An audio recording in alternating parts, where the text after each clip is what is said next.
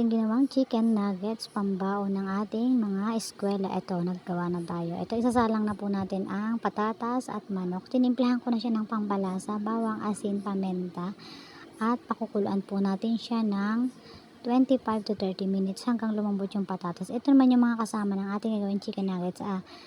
Garlic powder, onion powder, keso at breadcrumbs. Ayan, ito po pinakuluan na natin. Luto na siya. Inahon na natin. Pinalamig na natin ang chicken at patatas. Iminash na po natin ang ating patatas. Katamtama lang ang pagkakadurog naman sobrang durog. Ayan, dinudurog na natin ang ating patatas at hihimayin po naman natin ang manok. Kayatin muna na natin. Tapos saka natin himayin ng pino ang ating manok.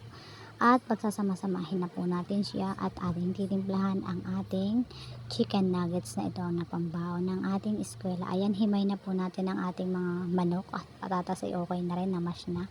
Yan, lagay na po natin sa isang lagayan. Ayan.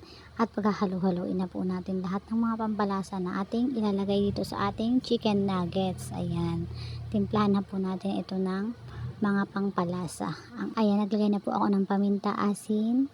Tapos ilalagay din po natin ang garlic powder at saka onion powder. Pampasarap po kasi din yan. Ayan, onion powder po yan. Pinili po natin yan sa Save More kasi dun meron. Ayan. Tapos lagyan din po siya natin ng isang buong cheese, kalahati po ang aking inilagay diyang cheese. Ginargar po natin yung cheese and then ayan po hahaluin natin. Lagyan po din natin ng kaunting harina para mabuo ating chicken nuggets. Ito po yung ating sasawsawan ng ating chicken nuggets. Breadcrumbs, harina at itlog para po magkaroon siya ng crunchy. Ayan, para medyo malutong ang ating chicken nuggets. Ayan, sausaw natin sa harina pagkakabuo. Tapos isawsaw natin sa itlog.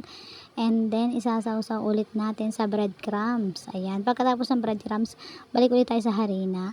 Sausaw ulit natin. And then sausaw ulit natin sa itlog at breadcrumbs ulit. Ayan, dalawang pasada ng sausaw or pag-coat sa chicken nuggets natin para maganda. At ayan, buuin na po natin. Square na lang ating gawin. And okay na yan basta merong design ng ating chicken nuggets para sa pambaon ng ating mga bata. Ayan, medyo madami-dami.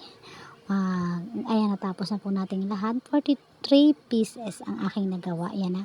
Ayan guys, nagprito na po tayo at atin na pong titikman itong ating ginawang chicken nuggets. Ayan, tamang-tama lang po yung pula niyan.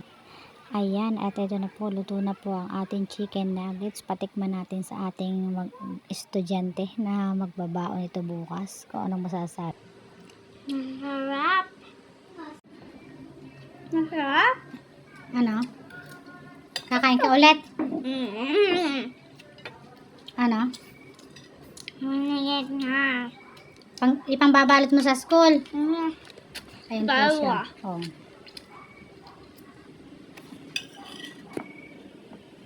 Dalawa daw ang kanyang uulamin sa pambalot sa school. Nagustuhan niya ang ating ginawang chicken nuggets.